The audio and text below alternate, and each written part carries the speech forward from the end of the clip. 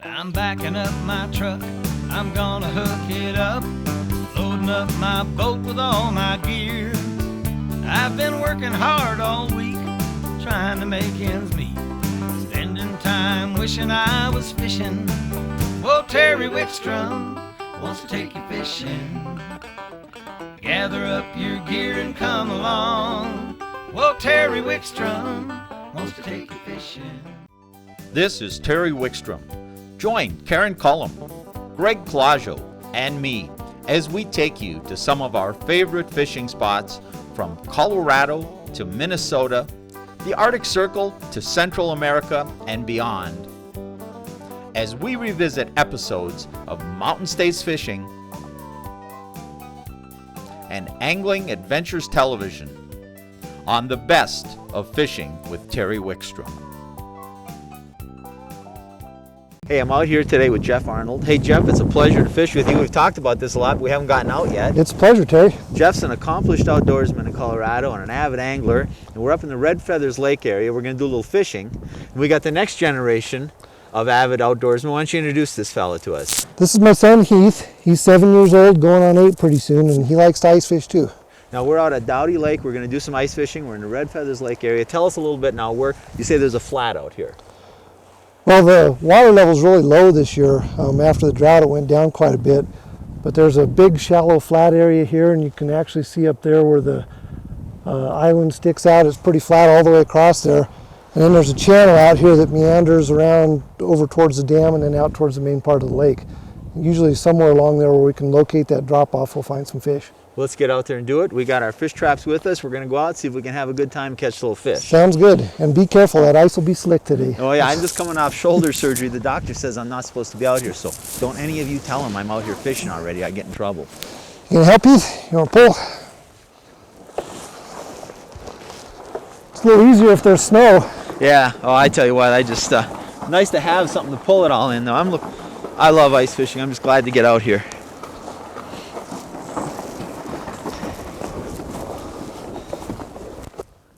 Well, jigs usually work pretty well up here with a mealworm on them, but sometimes these fish are notoriously light biters.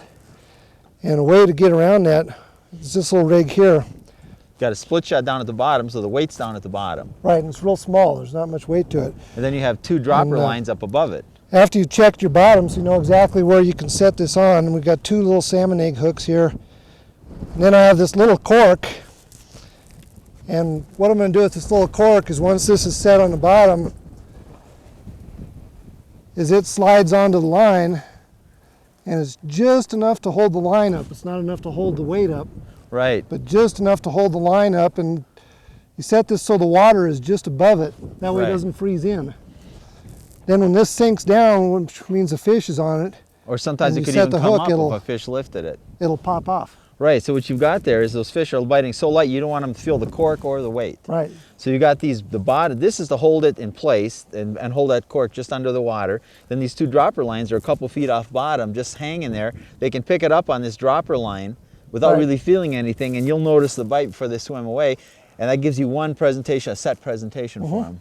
Usually if I have 2 holes, I'll set one of those here and then I'll jig in the other hole with a mealworm. I'm a big advocate of that you have one passive and one active rod. Because what you do is the passive, sometimes an active rod will draw fish in, but they won't hit it. And they'll hit that passive rod you have sitting right next to it. But sometimes with just a passive rod, if the fish aren't really swimming around a lot, you might not find that bait, so that jig draws them in, they see the other one. So I do that a lot myself. That's exactly right. It works well up here usually. Okay, well let's get set up, see if we can catch some of these. Okay, son, just hold the rod right there while I get the cork set, okay?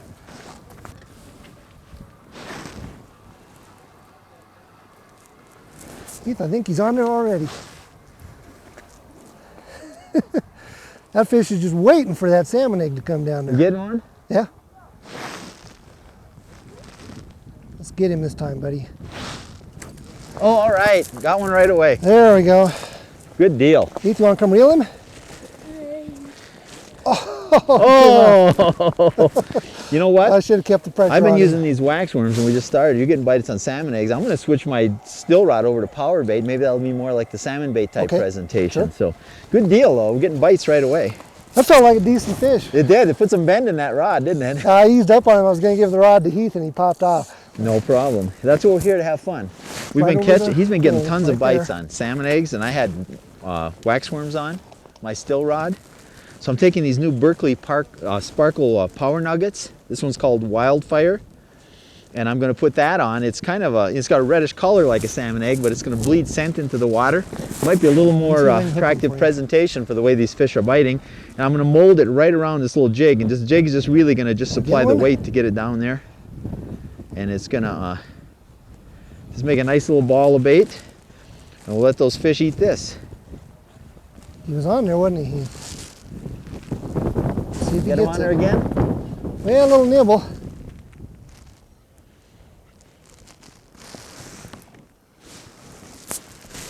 Is he on there, Heath? You got him? All right. I can't even get the rod down the hole and you're catching fish. Let's land this one, okay, Heath? Whoa, I think he's a nice one.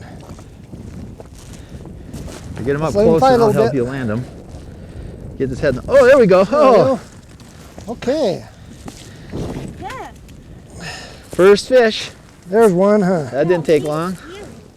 Nice rainbow. Well, he took it pretty deep, huh? I think he did.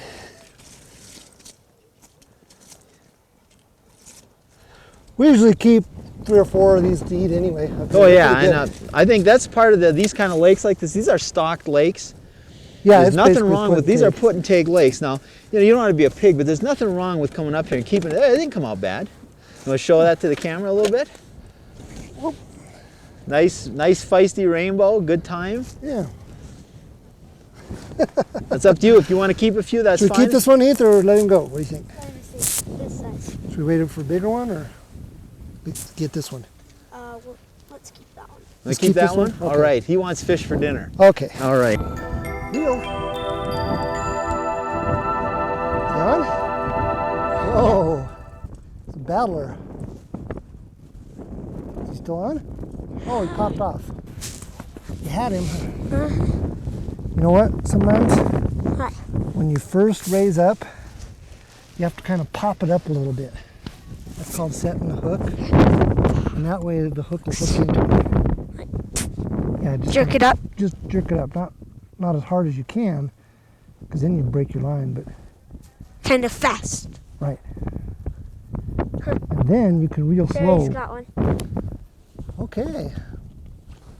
Well, we just barely got one before he did, didn't we? I wonder if it's the same one. It's probably ours. You think it's the same one? Yep. Oh, I'll bet ours was bigger. That's a pretty one. Yeah. Yeah. How do you tell the difference between the wind blowing it and a fish getting it? How do you? When the fish is getting it, it's going down. When the wind is blowing it, it's going to. It's just staying floated and Yeah. going around. Yeah, you're right. Are you ready? Okay, get him. Attaboy. Okay, easy now. Just real slow and steady. There you go. There you go. I think. Whoa, Heath, nice one. Oh, he popped off. Oh, Heath, that was another big one. Broke our line. No, I think he just popped loose. He was just barely hooked. That's okay. We'll get him yet, won't we? Yeah. Even if it takes till the next millennium. You know what, Heath? That's called catch and release, because you really almost had him out of the hole. He was right there by the edge. He was about 15 inches long. Oh, jeez. I better catch him again. Like that, see? Okay, reel him out. Keep the pole over the hole. Oh, he's fighting. Okay, easy. It might be a big one. Okay. Is he fighting good? All right. Ooh, he's a nice one, Heath. Okay. Oh, he came off. We got him off. Look, he's a Just- pretty one. We got him off just in time. We got him on that salmon egg and he was barely hooked, huh? We got him up just in time. Yeah. That was lucky, huh? Should we slide him back in since he came off so easy? Yeah. Okay. There he goes. All right, buddy. Good job. Okay. You got that one all by yourself. Now the difference in these electronics, you've been catching fish right after other. You had the Vexlar, so we gave him the Vexlar. Now you're handicapped. But actually these aren't bad. If a person wanted to ice fish and didn't want to spend the money on a Vexlar, they have a boat, they could take their, like this bottom line mounted on one of these and you still have electronics to fish with. At least you know how deep you are and if there's fish down there. Yeah. That was neat though on the Vexlar, watching them react, wasn't it? Yeah, they follow them up and down. It's so instantaneous, you see what they're doing. We're back out here at Dowdy Lake, a reservoir, up in the Red Feathers area. We had so much fun fishing yesterday. We had Jeff Arnold and his son Heath. We thought we'd come back out, and my producer's son Steve and his friend wanted to learn ice fishing. So we thought, hey, there's fish going on. They're not big, but there's lots of them. What a great place to come out, learn about the techniques, the electronics, all the little idiosyncrasies of ice fishing that make it good and bad, so they'll be able to go out and do it themselves. So is it working, guys? Looking good. We've got a bunch of fish already, so. Yeah, we got 8-10 fish already. We've only been fishing about an hour and a half, so I'd say we're doing okay. He looks like a fighter.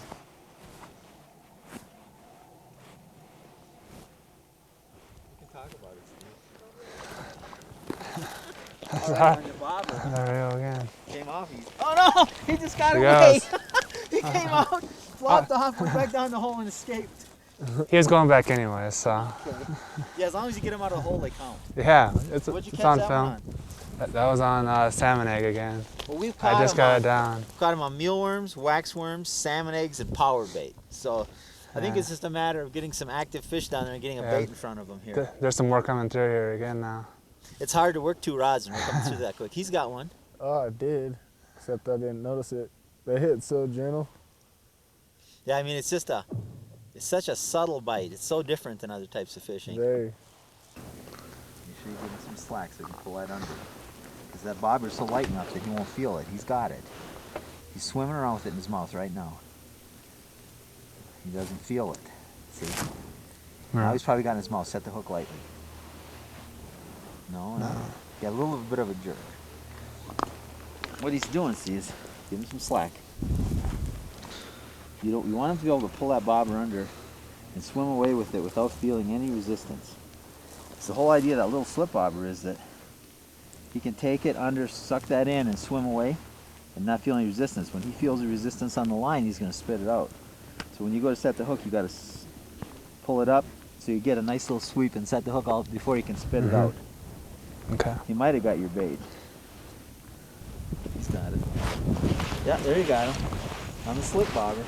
That's a nice thing about having a slip bobber going while you're jigging. You got another line working.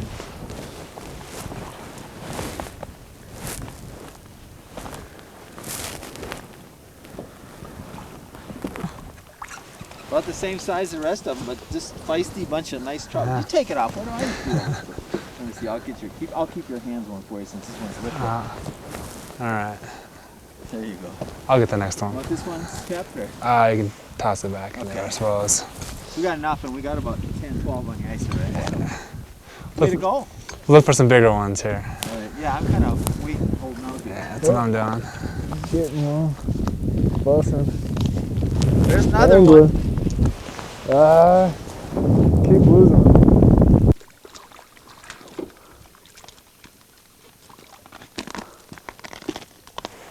Got wrapped up in the.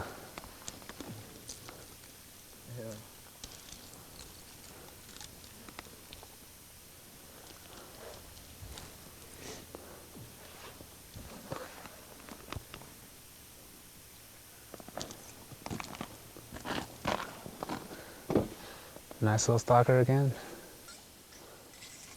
Oh, over to here. That's an angling.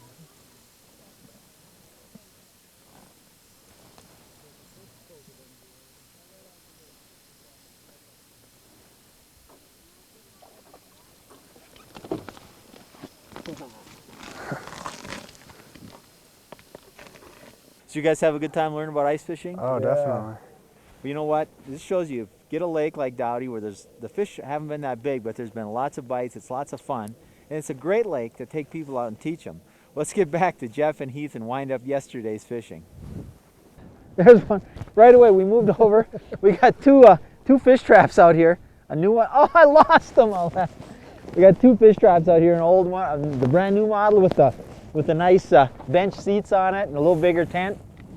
The older model that Jeff is using, and I was showing him the new model fish trap compared to the one he's using, and brought the Vexlar over here. We're talking, set up, had a fish there, teased it, caught it right away, and lost it. But I tell you, I still got my bait, so I'm going back down. So the bite, we had actually taken a break, had some lunch. We thought maybe the bite had quit. So we're going to see if we can get a few and tell you a little bit about the area. I'm going to go back down. Apparently there's still fish here. We were talking also, I think that we were fishing. We had fish just on the Vexlar and bites just constantly. Then we quit and we didn't see any fish when we started again. And I think what happens is we were catching fish, and that activity, it kind of feeds on itself. The fish understand that they're feeding and they come in to take advantage of it. So I think once we get going again here, we'll get them back turned on and we'll be able to catch a bunch of these rainbows again. You fish this this area of the country pretty much, the Red Feathers, the Cameron Pass area. You come up quite a bit, don't you? Well, as much as possible. Like I say, it's close to town. It's usually reliable fishing. I like to come up here and fish Dowdy and West Lake and some of the lakes around here after ice out, which is usually in early April, mid-April. Get out here in the float tube. It's usually really good fishing. And then I'll bring the kids up here. I had a fish on. We camp up here over there in the campground. And I take the kids out in the boat, or we fish off the bank and they can catch fish here with power bait. Well, that's the nice thing. This Red Feathers area is really a great recreation area for families, isn't it? Winter through summer. I mean, we're up here ice fishing today, but how many lakes are up here? I mean, pretty much there's... Well, public lakes, there's several major ones. There's West Lake over here, Dowdy Lake, Parvin Lake, which is for years been a fly and lure only lake. Good fishing there. And then Bel Air Lake, which is over there toward the hills, is a little more sheltered. And Bel Air has more like brook trout, and it has little creek chubs in it. Right? Is that the one, Bel Air, I think? Because I actually walked around that lake with an ultralight rod, and we were catching the little creek chubs and little tiny grubs. Just having a blast. They were tiny. Uh-huh. But you know, north of here is also the Creedmoor Lakes, which have a lot of brown trout in them. Well, like I was saying earlier, no, there's some good fishing. There's some more remote lakes that probably have better trophy fishing. Some of these are pretty access, they get fished pretty heavy, but the division does a good job of keeping them stocked, and there's a lot of fish. There's just a lot of good recreational fishing opportunities here for a family to take advantage of, or anybody.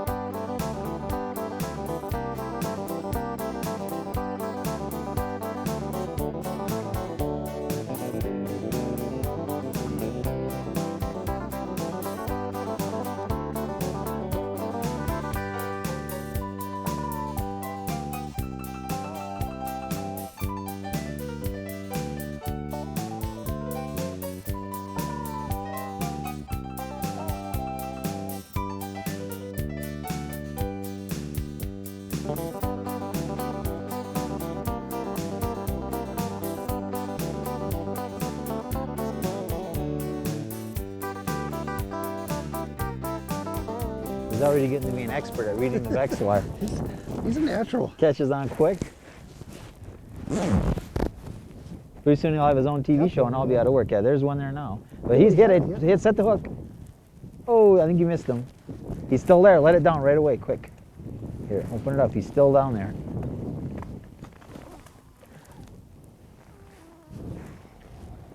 He's down there yet. He's still there, isn't he? He's waiting for it. Yeah. Okay. He's already on it. Okay.